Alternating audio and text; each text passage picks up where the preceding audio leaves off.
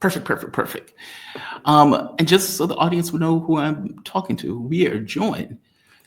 Um, you always have to help me pronounce the first name. Is it Ashan? Ehsan. Ehsan. Okay. Ehsan Safarnejad. He is, there we are, an Iranian-based journalist who shares analysis on news, geopolitics of Iran, Middle East, Russia, China, and the global South. How you doing today, man? You doing all right? Yeah, thanks. Thanks for inviting me to your show. Oh, always enjoy having you. The reason I invited you, and we can talk about several items that are taking place, including Russia effectively, finally getting rid of, basically calling a moratorium on supporting basically the nuclear deal that it had with the United States for short and middle range weapon systems. The US had pulled out of this back in 2019. Russia, just like Iran did during the JCPOA, stuck with it for another year. At this point, they've gotten to the point of saying, screw that. What is the point? You guys are steeping your populations with Russophobia. You guys are pretending as if you're going to attack us, and maybe you're not pretending at all. And so, yeah, this is over with. This took place under John Bolton, under Donald Trump. John Bolton doesn't believe in any missile treaties. He believes that the US is effectively superior. And because of that superiority, that we can effectively outproduce, outmatch any particular country. So what is the point of having treaties with those countries where we can always dominate? That is no longer true today. That has been found lacking, especially by China and especially by Russia, at the very least in this conventional war. But obviously Russia at this point is getting, let's say, annoyed, put it mildly, and it came out with a statement, just, oh, I can't show it. I'll just read it. Russia no longer is considered itself bound by the nuclear treaty in the United States. Conditions for maintaining unilateral moratorium on the deployment of intermediate range missiles have, quote, disappeared, unquote, the foreign ministry in Moscow has said. This is a more dangerous world, right? Yes, absolutely. But we have to understand that this is what the predicament always demanding. Look, a few years ago, when the talk of the BRICS was at its height, and it was, I think, post Russia's special, quote unquote, a special military operation in Ukraine. Back then, it was the title that the Russians would use. And at that moment, the Iranian leader, he gave a speech. Mm-hmm. And in that speech, he spoke in a very peculiar manner, considering how long he has been fighting against unipolarity and how the things that he has said about multipolarity and the need for countries to become more independent, more sovereign. Considering everything that he said, that speech took many by the surprise when he said that we have to watch out for a very dark period in the near future, and tough days are ahead of us.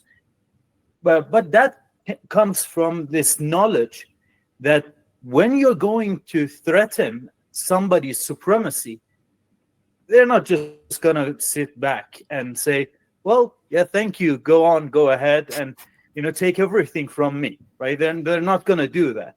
And this is exactly what happened. United States has become more, as the United States becomes more desperate, rightly so, because they're losing different, or not losing would be too much of a harsh word, but declining in some of its the tools that it has as its disposal in order to control and control the main narrative, control the main policies in the world, it becomes more desperate. And in its desperation, it does things that are completely, I wouldn't say they are predictable, but you can expect them to happen. Like the tariff war, this rush to pursue multiple wars against different countries. These are all expected. So I don't. What is kind of strange is how the East is actually very, very slow in its responses. The East is still trying its best in order to prevent that scenario. But I think that there is no going back. If you watched, like I did, the conversation between John Mearsheimer and Tucker Carlson, they talk about the policy of containment for China, right? But they criticize, the invasion of Ukraine. So they're in favor of, the conflict in Ukraine, the proxy war in Ukraine with Russia. So they're in favor of one war. They're not so much in favor of the other one, right? But it all makes sense if you think about it, because the nature of the conflict between United States and China is that of an economic one. In order to contain China, you need to have the Europeans on your side. In order to have the Europeans on your side, you have to make them energy dependent on you. Yes. Which is never going to happen unless you sever the ties from Russia and blow up the Nord Stream pipeline, make them sanction Russia, right? So the nature of the war that John Mearsheimer is kind of in favor of actually demands United States invading a proxy warfare against Russia, right? Very much expected. So when you start looking, and when you don't get really emotional about the things that are happening, because many people get very emotional and think of things through the goggle of morality, which is, something that you should do, but it also hurts your analysis. You got to win the war. You then find out that, sorry? No, I was just saying you have to win the war. So yeah, go ahead. I'm sorry. Yeah. So what is happening is actually, I think, again, this is not to say anything about the morality of these things. People can go and listen to the ethics professors who discuss how what's going on in Palestine is not a genocide, right? I will not talk about that. I think that people do not need a legal definition in order to know what genocide is. They know it in the heart of their heart. Right. So I'm not going to guide people guide people's compass in terms of morality and ethics. What I will say is that this is very much expected. And I think that we're already in World War III, right? That's why you see United States withdrawing from these negotiations, these treaties, and doing things that might consider to be not a wise policy. But if you look at the tangible evidence, the palpable evidence that you have at your disposal in different regions, you will see that they were able to achieve some very big accomplishments, no matter whether you like it or not. They have that. Look at the Middle East. They have scored rather big victories. Syria. You listen to the Donald Trump speech about how they spent like $7 trillion on Middle East and they gave it basically to Iran. Yeah. Well, now look at what is happening in Syria. Israel, again, like something that is very, very interesting. And I'm sorry, I know that I'm derailing a lot from your main question, but look at Israel. Many people are now coming and criticizing Israel, saying that it is not in the national interest of the United States to support Israel. I would claim, and with a high level of confidence, that it is the first time that actually supporting Israel is beneficial to the United States. Again, putting the morality aside, they have always been freeloaders, but now they are giving back to the empire, not to the people and civilians of the empire, no, but to the empire, to the deep state within the empire. They have been able to completely destroy Syria and turn it into a sort of a vassal state. Lebanon, the talk right now, as we speak, they have a meeting at the high level of the Lebanese government in order to discuss Hezbollah disarmament. Right. Things in Iraq are not looking good. And you look at that. That's considering the fact that Israel is basically a vassal state for United States, that actually makes eminently good sense for United States to continue going down this route. And they have been successful. The only thing that can stop them is if these countries, these big 3-4 countries like Iran, Russia, China, India, despite the fact that I know that it's very close to United States, but with regards to the talk of the tariffs and everything that is happening, I mean, you can say that India is like a free agent. Again, I use that term, cautiously. Yeah. I wouldn't really put it in that category, but things are becoming chaotic, and I think that it made sense for United States to do this, and for Russia to now, basically come in terms with reality. I think it was just something that was always expected. Well, there's also this. Damn it, I can't show it. Russia has finished its first round of mass production of Oreshnik missiles. These things are not separate and isolated from one another. Range 5,500 kilometers, speed Mach 10, 1.5 warhead tons. We've seen this technology used once as kind of a demonstration. It is a terrifying, terrifying weapon that is not nuclear, but you don't really need it to be. I mean, it burns the level at which it burns when it's hitting targets. Of course, they also have missiles called Satan. Like, these are terrifying warheads that they have at their disposal to effectively use.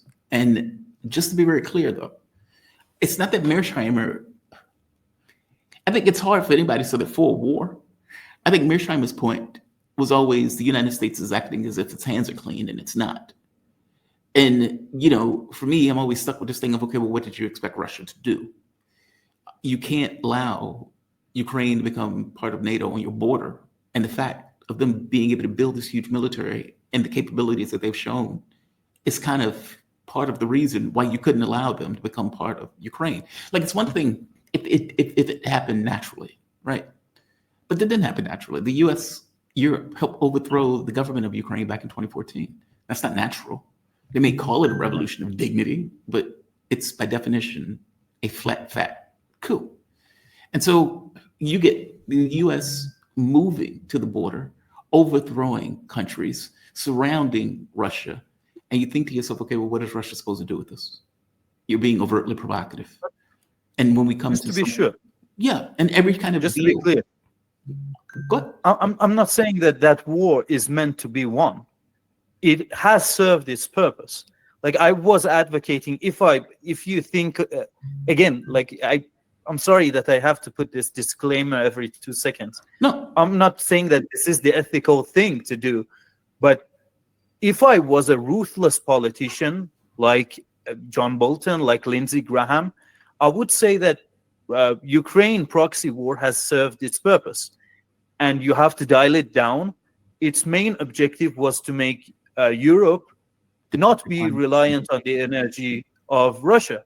That's the entire point. The point of Ukraine war is not to win against Russia, because it's not possible. No. The same way that Russia can't really dominate the western parts of Ukraine, because they are the more ethnically Ukrainian parts of the population. They don't like Russia. Right. The same way that can't be done, Ukraine was never going to win against Russia. And I think that they knew it, but it was never their intention to do so. So I'm sorry to cut you off. No, you're fine. You don't have to put in a disclaimer. I totally understand where you're coming from. I often sound very harsh. Like, I'm making a point of saying, like, because I'm looking at it purely through the sense of war analysis, not morality. I don't think morality applies to foreign policy. I just don't. It doesn't seem to. When they're making plans of, hey, let's overthrow the government of Ukraine and let's kill a bunch of people in order to provoke the overthrow. They didn't care about those people that got killed at Maidan. Or if it's, let's get the Mujahideen and work with them in order to get the Russians to invade. Okay, well, they didn't really care about the people in Afghanistan that were going to get hurt. Like, they don't care about life in regards to foreign policy sense. So no, you don't have to give a disclaimer. I totally know where you're coming from. I guess my thing is, Marx said the same thing, that this is already a World War III. It's just almost like the phony war period, the low-level wars that are taking place with provocations towards China, trying to get Australia, Philippines, what's the other one? South Korea, to see if they would give their lives for the United States. They try to get Israel to deal with the Middle East and Iran. They try to get Europe to deal with Russia in this case. But for all intents and purposes, this is the US trying to get other parts of the world to die for the US so we can remain in primacy position at the end of everybody killing each other. And these stupid idiots seem like they're going to do it, especially Europe. I could be wrong. Well, it's Lebensraum on the empire level. So while the Nazi Germany wanted to occupy those lands, United States is seeking to have this sphere of influence. I mean, I think that direct military confrontations between Russia, China, United States is something that can't be easily done. I'm not completely ruling that out because with the kind of craziness that we have seen and the kind of ways that they do these things, they have a sort of psychological method to sort of cook you like a frog in a pot. So I wouldn't put it past these people to try to pursue that policy of direct military confrontation. But I think that the World War III, considering the devastation that the contemporary and current weapons can inflict upon a region, they're not going to be direct military confrontation between big powers. But we have to adjust to this new notion of world war. The same way that we did with regards to the war itself. I mean, once we were fighting a war with sticks and stones, and now you see Iranian cyber attacks against Israel increasing 700%, and that's considered as a way of waging warfare. When the Israelis were attacking Iran, one thing that they did, they hacked into the Iranian bank accounts, and they caused a lot of mayhem and crisis. So the same way that we adjust our notion of war, I think that we have to do the same thing with regards to World War. It's predominantly about increasing the space of influence and preventing your enemy, your adversary, to have access to the resources that they want. And that would be the way that you would conquer them. You would stop them from, posing threats to your current hegemony, right? Look at what's happening with regards to the tariffs, right?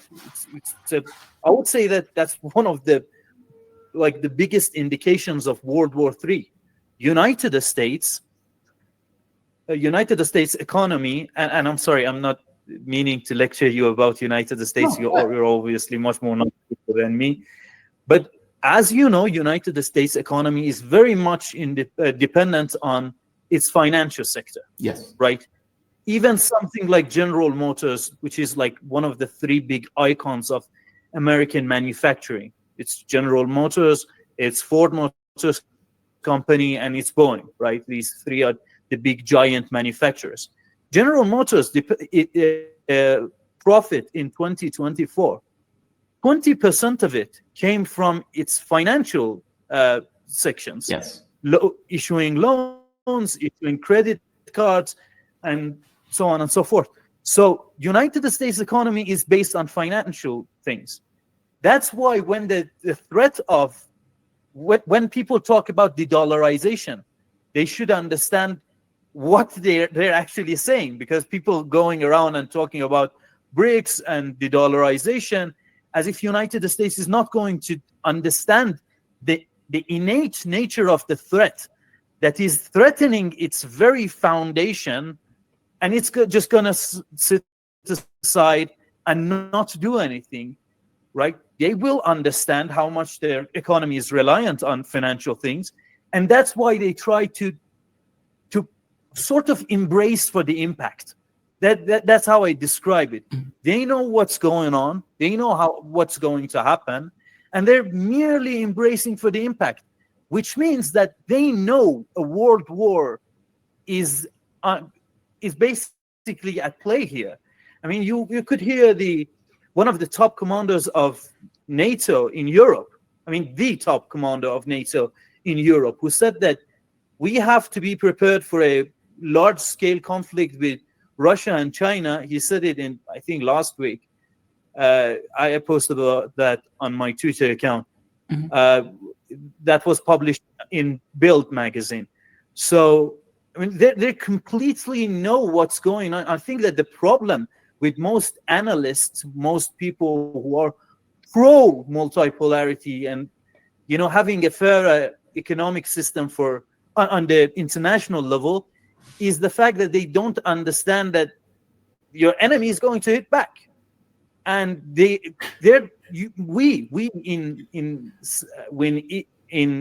Asia, East Asia, West Asia, or in Eastern Europe, like Russia, we are taking these things very lightly. People talk about them, but in terms of things that would be quantitatively measurable, there is very little that I see both Russia, China, and even Iran doing in order to address those things.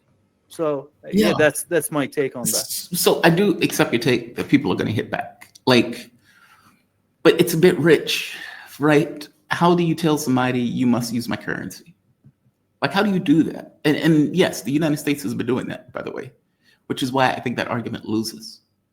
Like in a soft power projection, let's say space, because again, that's a warfare thing too, right? When the United States was going against the Soviet Union, they were going against this idea of we're freedom, we're love and light, we're justice, we're democracy. These guys are totalitarian dictators. Stalin is bad, that type of thing.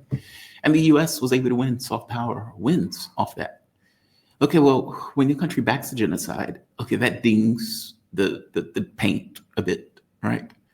And then you add to that two arguments that are being projected around the world. One argument, we're not going to intrude upon your governments. We'll leave your governments alone. We are BRICS. We may or may not try to do another currency, but all things being equal, if you want to join us, you can. If you don't, fair enough, no big deal. Versus the US that is effectively taking the mask off in regards to what it actually is as a hegemon, and is effectively telling the world, you must use my dollar. You must allow us into your economies. We are going to get on the world stage and laugh at the deal that we got when we were taking advantage of you. Like, that is rough. It is hard to make that argument to countries and for that to settle for a long period of time. I mean, at least that's my take. Give me yours. I mean, and by the way, I know you meant militarily, but I'm just pointing out as a soft power, that is rough. That is a losing argument in a soft power sense. Yes, you're right with regards to soft power. I'll address that as well. But in terms of the economy, how do you say that to your adversaries, to the other countries that might be neutral, but on the fence whether they're going to support the multipolarity or the sort of rules-based order, which means the United States dictates the rules. But let's remember what happened when the Middle Easterns, got the idea of having oil being sold, in other currencies than US dollar. Right. And then that's when you had basically the book of Confession of Economic Hitman by John Perkins being unraveled. The CIA had these analysts and they came up with this bright idea of, basically forcing the king in Iran, the Shah of Iran, the Muhammad Pahlavi, and the king in Saudi Arabia to sell their oil exclusively in dollar, right? And I mean, that's one reason that I think that apart from the Iranians who went through the torture programs of Shah, through all that bad things, the people in the world should freaking hate the Shah of Iran, because if you hate the current dollar-based order, well, you know who to blame for. You have the former Shah in my country, who was a very big sort of player in that thing. But while I'm not intelligent enough, and I unfortunately don't have enough time to basically, go and do a sort of big research to understand in what direction the future of the world is moving, you can be sure that currently, as we speak, they are thinking about, okay, what is it that we are going to substitute, with oil, petrodollar? What's going to be the new petrodollar policy that we are going to inflict upon the world, that they have to use, they would have to keep using our dollar, our currency, as a way of carrying out transactions. I mean, lithium is something that is thrown around a lot out there. I don't know to what extent that's a thing, but because you need very thorough researches, and I'm damn sure that as we speak, people in CIA are discussing these things in order to find the next oil, the next petrodollar policy that they can use. So that's one thing. The other thing is that that you mentioned, the argument, making the argument and the soft power. Look, when I listen to the Americans, and this part might get a little bit controversial, I do not hate the American population, but I find them, unfortunately, very, very credulous, and one of the most propagandized people on the face of the planet. One of the things that I do in order to mess with people's head is that I first do say something. I say, well, have you heard that IRGC, the Iranian unconventional military, they have put these big barricades and these big walls around an area that has gone through an arson, a fire. And they say, oh, that's horrible, why they are doing. And I say, yeah. And everyone who flies a drone into those territories, their drones are shot down by the IRGC. And they say, oh, that's horrible. It's just horrible. What kind of draconian society are you living under? And I say, did I say IRGC? I'm sorry. It was United States, and it was Maui. And then it's very strange, because if you at first, if you use the name of the country, United States, it doesn't have the same effect on people. It doesn't click. Yeah. It's only when you say it first that it was Iran, and then say, I'm sorry. It was actually United States. And I can keep making examples like that. For example, the president of this country said, God told me to go fight in this country and that country. Who was that president? The crazy radical Mahmoud Ahmadinejad, as some of the Zionists say. Was it Mahmoud Ahmadinejad, or was it George W. Bush? It was indeed George W. Bush, who said that God told him to go and fight the terrorists in Iraq and Afghanistan. But somehow it doesn't have the same connotation. And it goes to the power of the soft influence, soft warfare, right, that you're talking about. Somehow these facts are all publicly available. Somehow they're all publicly available. But United States has created these echo chambers. And I would say that, having the big companies, major tech companies like X, Meta, all of these big names operating inside United States, and in some ways, considering the Twitter files that came out with the work of Matt Taibbi, it's both a threat to the current war rules-based order or whatever. Yeah. But it's also a tool at their disposal in order to create these echo chambers Yes. for people and create this big maze that people will unfortunately never get out of. So I would think that as much as people think that that's a hard sell for the United States establishment to make to the individuals, at the same time, considering that as an outsider, when I look at something like the Patriot Act, one single act of terrorism in the United States resulted in a law that under Section 215 of that law,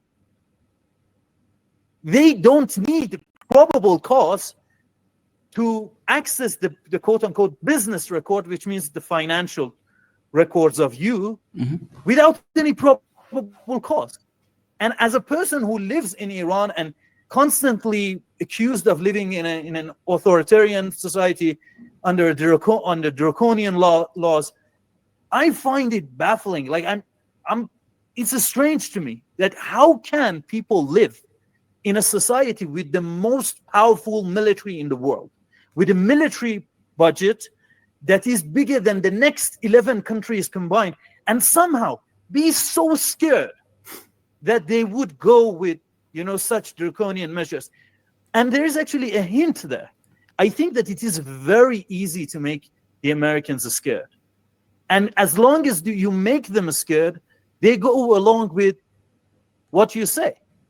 And the same playbook that they are using on, the Americans, can be replicated in other countries, as is the techniques that they have been using against us are now being implemented against the Americans. For example, one of the side effects of this byproducts of sanctions being put on Iran is the fact that you will find no Iranian YouTuber who can come and talk about the truth in Iran and make a living out of it. Why? Because we are sanctioned. We can't have that, right? So it's a means of censorship. I see. When I see American commentators, political commentators like Jackson Hinkle and other people being targeted with their livelihood, the first thing that comes to my mind, this is a form of censorship. And I think that, again, they have many tools at their disposal in order to make sure that things will go their way. Not as many as you think. Not as many as you think. Look, you are right. It's censorship. I mean, the entire point of the way this is set up, this ability to, for example, if you're Ukrainian, if you're Israeli, you can put whatever you want on YouTube, whatever you want. If you are RT and Sputnik, you cannot. You're not allowed. So you effectively create a bias that goes in one direction, all the while screaming that you're open platform, you're love and light and everything else. It's not an open platform. And then you infect other societies with this, where you have this kind of weird expectation that, oh my God, Russia's sanctioning YouTube. Well, yeah, you're not allowing your channels on your channel, but you're allowing propaganda coming from some other location. Yeah, they would still call that quote unquote freedom, even though that's censorship. The thing about the business is right. It's a weird country. I mean, but they don't see it. You get a lot of disillusioned people who can rationalize. They miss the number of bombings that other countries have to endure and still function under those bombings. The US gets hit once, despite the fact that, you can make an argument in some respects that a lot of the stuff was blowback. We didn't even know who hit us per se. We didn't know if it was coming from South America because we had kill squads in South America. We didn't know if it was coming from the Middle East because we had overthrown so many governments in the Middle East. And so we get hit, and they use that as a rationale and justification, effectively go and reshape the Middle East. That was playbook, though. They say, hey, let's use this to our advantage and now go reshape the Middle East with US power and now get further ensconced in the Middle East. So it's not like they even let it go to waste, quote unquote. No, you're not wrong. I mean, it's just that it's harder to do today. That's all. It's that is harder to do in an era with social media, where A, they can see what your country is doing, where if you ask the majority of the public, meaning the world, who do you like most in regards to countries? And China scores higher than America. Okay, that's amazing. That is the world coming to an assessment. If you ask, okay, how many of these countries are pushing against genocide? Okay, well, you get the majority of the world. You might get the white world, meaning Europe, the US, Australia, Canada. But that's what, 14% of the globe, whereas the majority of the world is saying, we don't like this. This is atrocious. And if you're in Malaysia, where I am, I would imagine Indonesia, if you're in somewhere else, you can see news that you don't get on Western networks. Like, meaning, I agree with you that the Western world will take a certain point of view and will be heavily propagandized.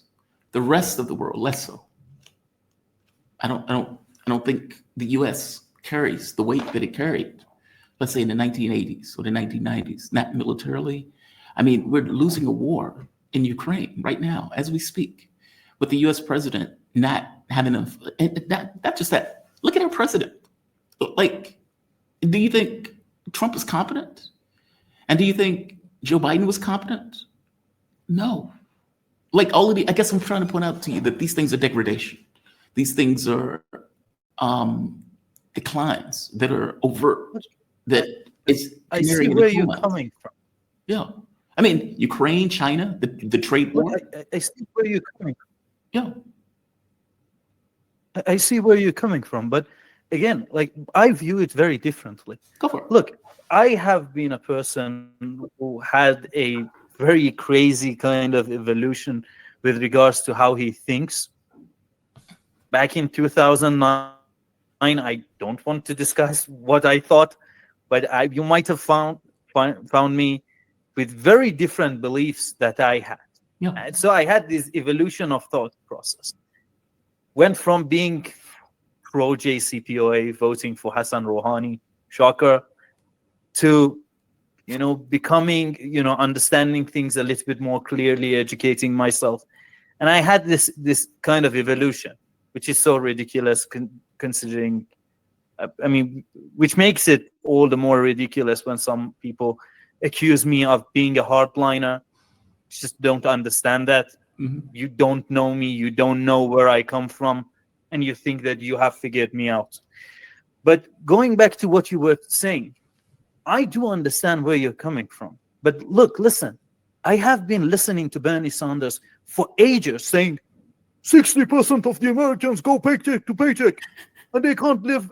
And he gives all these criterias and these measures. And I keep asking myself, okay, if things are so horrible, then why is it that we don't see any movement pushing back against that in the United States? It's the same question that I ask myself, and which makes me ridicule people when they say things are so bad in Iran. Well, if it's so bad in Iran, and you guys been saying the same thing for 47 years, how is it that we haven't collapsed yet? I can answer How that, is it by the that way. we haven't collapsed yet? I can answer that if you want me to, but go ahead. No. I can answer that, but make your point. Are you referring to the United States or to the Iran? U.S. Because the U.S. Yeah, I can answer that. Yeah, go ahead. Go on. Well, we're politically captured. Okay, so like you have a political system that don't have political leeway. Like, if you think of the way our political system works, the 90% of the people who win elections are won by the side with the most cash. You have when we were going against the Soviet Union collapsed. At that point, all notion of this political system dealing with the wants and the needs of the public off the table. You have a political system that is effectively run by oligarchs that don't all that much care about what is going on with the public. Sanders, I understand where he's coming from, but him making a speech is not going to cut it. Yeah, absolutely. No. I was saying another thing. I was saying, yes, like Bernie Sanders say all of those things, and considering the fact that I consider him a person within the establishment. Some people, unfortunately, in the American studies departments of the Iranian universities think that Bernie Sanders is socialist. I actually had an argument with a student of American studies in Tehran University, if I remember correctly, who was saying it was some years ago, with the rise of the Squad, so-called the Squad. And he was saying, oh, United States is becoming a socialist country. Which, I mean, the fact is that unfortunately there was a sort of interview between, if I remember correctly, his name is Robert Reich. I'm referring to the Secretary of Labor of Bill Clinton. I've forgotten his name. He was interviewing with a Republican senator, former Republican senator. I mean, not that he left the party, but the fact that, that senator was a Republican when he was in Senate. And he was saying that they are now calling him a communist, which goes to show you that things have actually moved in the other direction that people think in terms of the political class, in terms of the political parties. It's not that, the population might be going in certain direction, but the establishment is actually doubling down more than ever on things.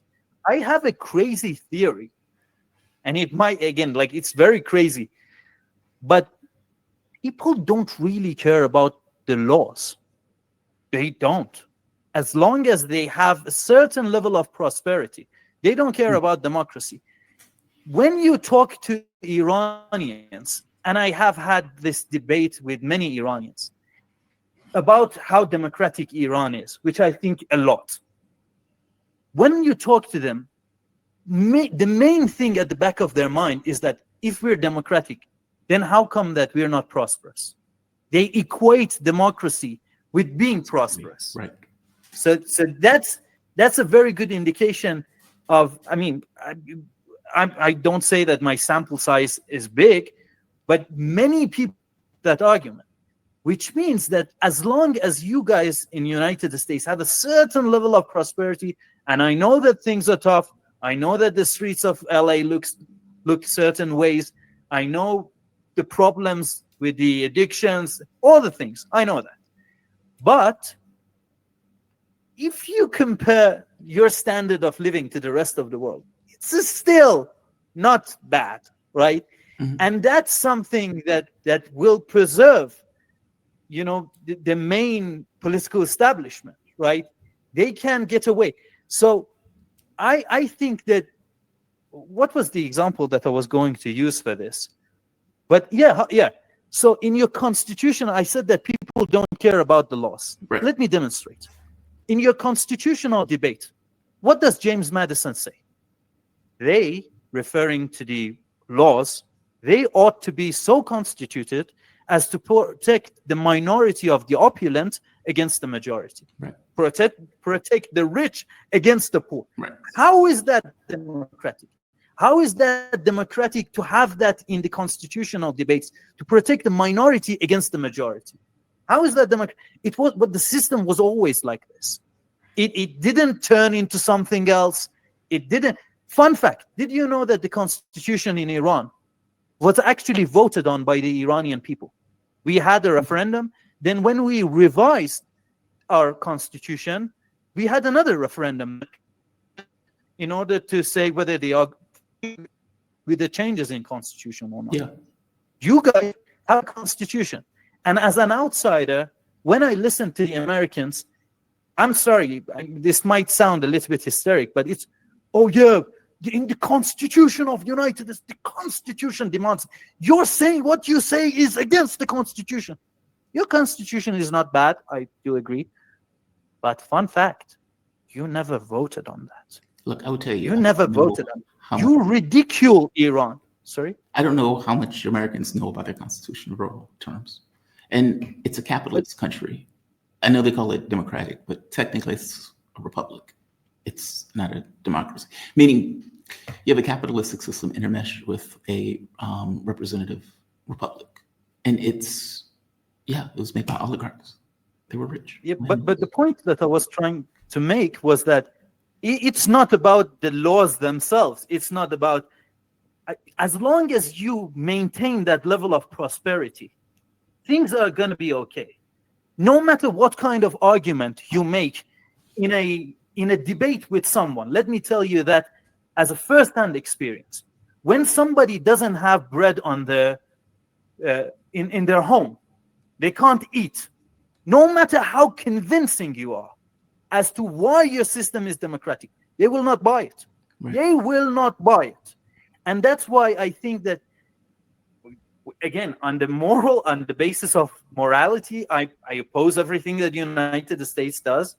But in terms of sheer cold-hearted reality of the matter, I do think that there are many things that the US establishment is doing right. And the argument for that is that despite everything that has been said against them, despite every argument that has been made against them, they're still functioning. They're still functioning, achieving victories. They're doing damage to other countries, even to the great powers like Russia and China, even to China to a certain extent.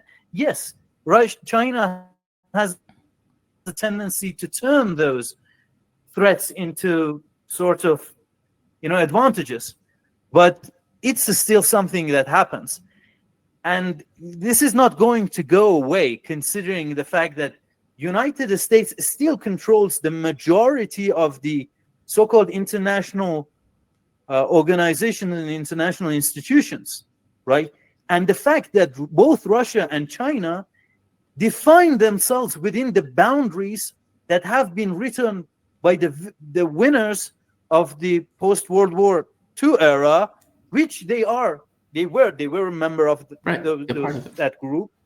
But the fact is that they didn't have as prominent of a role in establishing things the way that the United States did. But the framework of thinking is that we can beat United States at its own game. Good luck with that. I don't think my advice to you is that good luck with that. I don't think that's the framework of thinking, frankly. Like, that's why I say I think there's a contrary argument being made. As again, when the Soviet Union was in play, the U.S. could use this argument of freedom and justice and love and light, and we have these big supermarkets and everything else, and our middle class is growing, and that's not true today. The comparison that the United States makes is not with other countries. We don't wake up in the morning and say, "Hey, what is it like in Iran?" and let's compare ourselves to Iran. We don't give a shit about what's going on in Iran. That's not the way we think. Our comparison is among each other and other people in this country, maybe Europe. And I will tell you, we die, 5 years younger? If you look at the amount of prosperity from the standpoint of what people are making in regards to their jobs, it's comparison to, let's say, the 1970s. It's either breaking even or less, especially the poorer you are or the less educated you are. As you pointed to things like infant mortality rates, these are not measures of success. Our political space has no capacity to deal with any of that.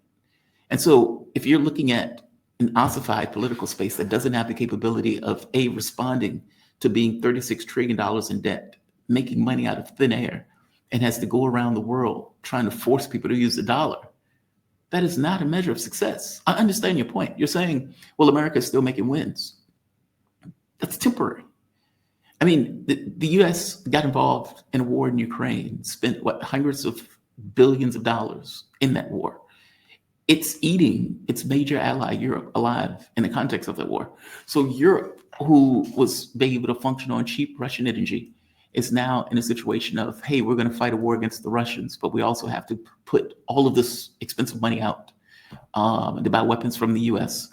Our companies and businesses are going belly up, but we're supposed to find money from somewhere in order to also buy energy for our factories. This is not a recipe for success. I'm saying, yes. No, I'm not saying that it's look. You have to think on different levels. You have to think on different levels. So, like some people used to ask me, why is it that you don't go to the United States? You're relatively intelligent, have an average IQ. The major that you have studied in university, artificial intelligence and robotics, is something that has the future in it, right? That's the trend right now. Why is it that you don't go to the United States? And my argument to them was very simple. I have access to tuition-free university. Right. And I used that tax money that funded my education, and I think that I'm indebted to my country, right? As crazy as it might sound, we were comparing notes with another person from United States. I studied in Shiraz University, which is like the Iran's version of United States Ivy League school, right? So it's one of the more prestigious universities. Fun fact, we ranked as the #1 university in one of the years that I was studying in my university. It's a very prestigious university. Yeah. And we were comparing notes with the other guy. He said that he's into debt in 5 digits. Correct. And I didn't have to pay any money. So you don't have to make that selling to me that these are not the measures of success. I know that they are not measures of success. One of the things that I think are so disrespectful is that people come to me and say, oh, you're defending the Ayatollahs in Iran. You're defending the Ayatollahs. And I say, well, fun fact. The Ayatollahs, despite the fact that they were under sanctions, could somehow manage to provide me with tuition-free university. Right. How come that the country... I said education-free? Apologies. Tuition-free education. No, I just mean they provided you with an education, right, under sanctions. Right. Yeah. So how come the country that has imposed those sanctions on my country can't do the same thing, despite having the biggest economy in the world based on GDP? Not saying GDP, purchasing power parity, GDP nominal. How solve that equation for me? So you don't have to make that point to me. I fully agree with you, 100%. But the point is that so many people, like I can guarantee you that some of the people who are listening to this, they might not know that this is the fact. This thought may not have ever occurred to them that such dynamic exists between Iran and United States in terms of education. Yeah. Or some of them might feel, oh, who is this shill that is, spreading propaganda for the Ayatollah regime? So like, if people actually knew what's going on, yes, there would be, in order to save you from your video getting demonetized, there would be radical measures that they would take in order to correct the system. Let's put it that way. They wouldn't care. But the point is that many people don't know. Many people don't care. Look at the I'll give you another example as to why I don't think that the level of progress, growth in terms of people's mindset isn't to the scale that people think. So you have the Israeli-Palestinian conflict, right? Mm-hmm. Many people are now saying, yeah, what Israel is doing is genocide, it's wrong. But they still condemn Hamas. Yes. It never dawns on them that a society doesn't go immediately from 0 to 100%. Right. People just don't take it into the streets in order to protest for the right of a rapist to continue raping, which was the case in Israel. Right. This thought never occurs to them that, well, there's a fundamental problem with the Israeli society. You could see it in the conversation that Tucker Carlson had with John Mearsheimer. He said, I went there in the, I don't know which year he said, but I went there. It was a very European, very good society and everything. So you think that one day they woke up and they became crazy. Yes, people are progressing in terms of their mindset, their way of thinking, but it's not to the scale that people think. They still think that Hamas is this monstrous terrorist organization that has done horrible things. They still feel the need to, if they condemn Israel once, they feel the need to condemn Hamas twice in order to maintain their credibility and things of that nature. Yeah. So I think that with regards to the echo chambers that have been built, with regards to the Overton window of the acceptable thoughts, people are still playing within the boundaries of expectation of United States. And in general, the ruling class, the oligarchs in United States, And these things, while upsetting many big individuals in the United States, they're still within their expectations. And this is not going to continue forever. This is their mindset. This is the mindset that once we increase the prosperity in the United States, well, then people will return back to us. I'm not saying that I do agree with it, but that's their mindset. And you have to understand your enemy in order to defeat them. So I guess okay, one, I don't disagree with that. Kind of. The ruling class, they don't really care about the genocide. They back it. Like, it's not like the Europeans who are pretending, oh my God, we need a two-state solution. That is them covering their ass. That's not them in real earnest sense caring about people being starved and killed.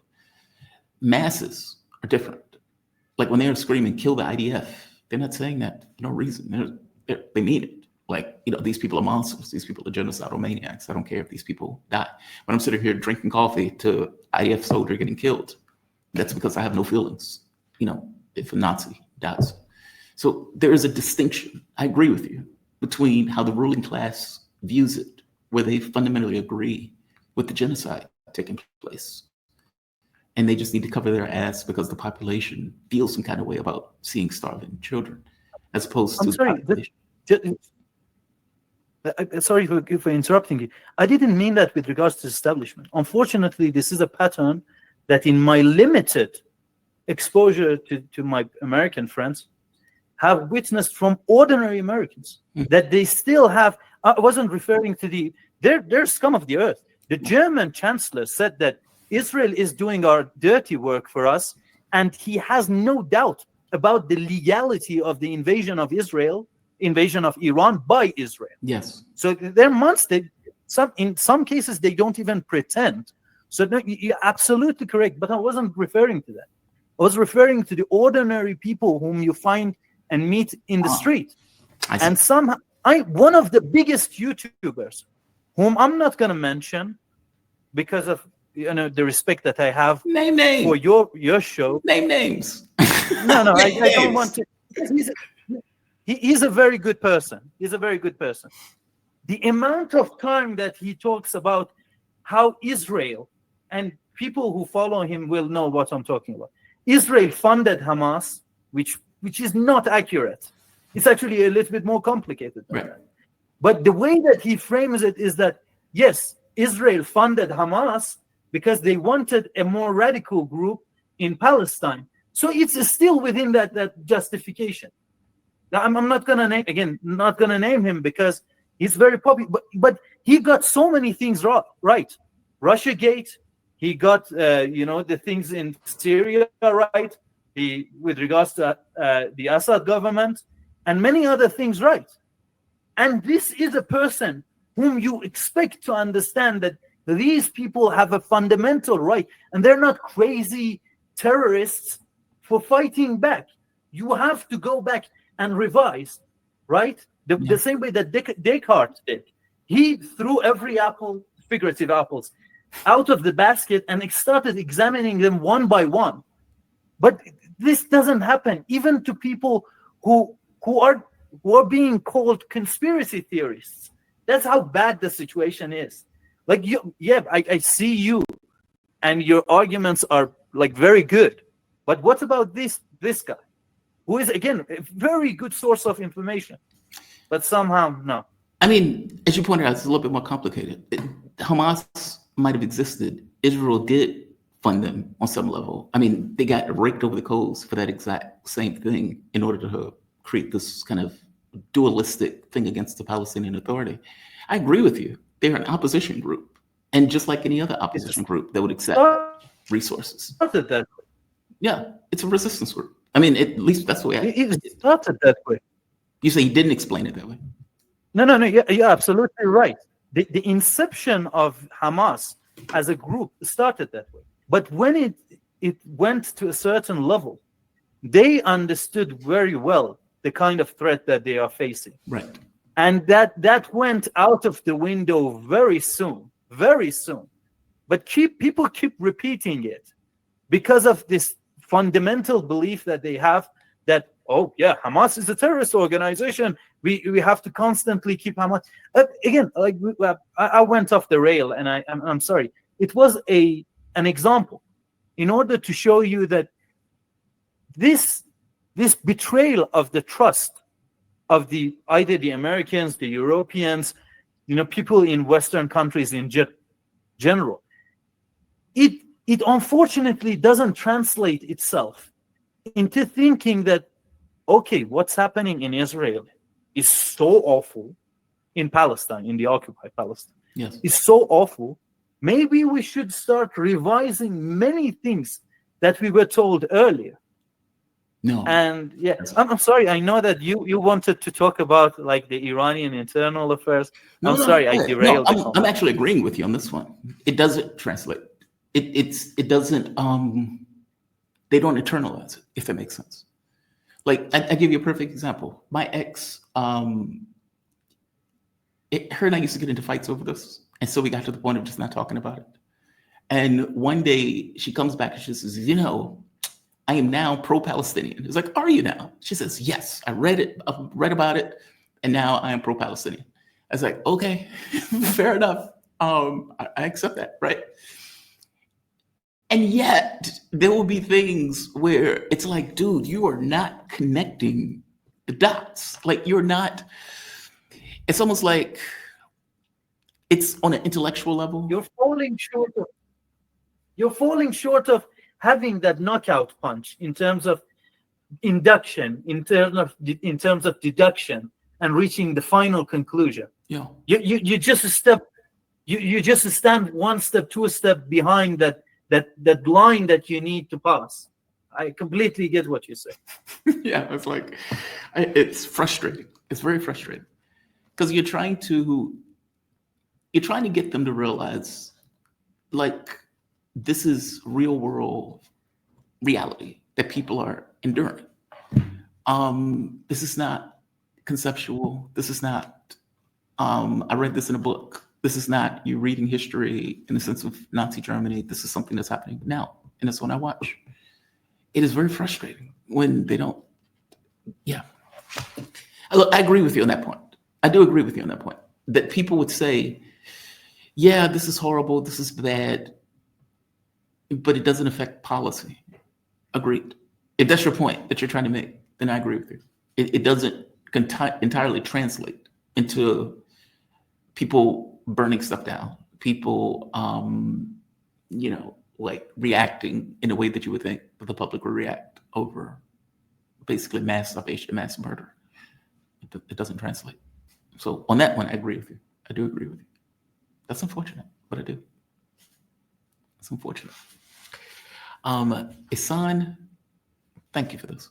This has been a spirited conversation. I do appreciate it. Yeah. Sorry for cutting you off during our conversation. Dude, I sincerely apologize. Have you seen my comment page? It's like, why are you cutting them off? You keep cutting people off. It's perfectly fine. You're perfectly fine. It's a conversation. That's what conversations are. There are some interviews where it's just discussion where you just kind of listen to the other person. There's others where you're doing back and forth. It's part of it. It's what it is. I take no feelings at all about it. No feelings at all about it. I can't catch feelings when I do the same shit. Thank you for this, man. I really do appreciate it. And I by the way, and I do get your point. It doesn't like reality doesn't necessarily sink in. Like the huge propaganda arm and outlets are still work. They're still successful. And the way that they operate, despite the conditions that may be on the ground that Americans are experiencing, they still believe the stuff on some level. Like even if it's intellectual, it doesn't necessarily hit home. I do get it. And on some of the stuff, I think I agree with you. Totally. Thank you for this. Ehsan Safarnejad. He is Iranian-based journalist who shares analysis on news, geopolitics, Iran, Middle East, Russia, China, and the global South. My man. And the US. Thank you for this, man. You be safe, okay? Yeah. You do the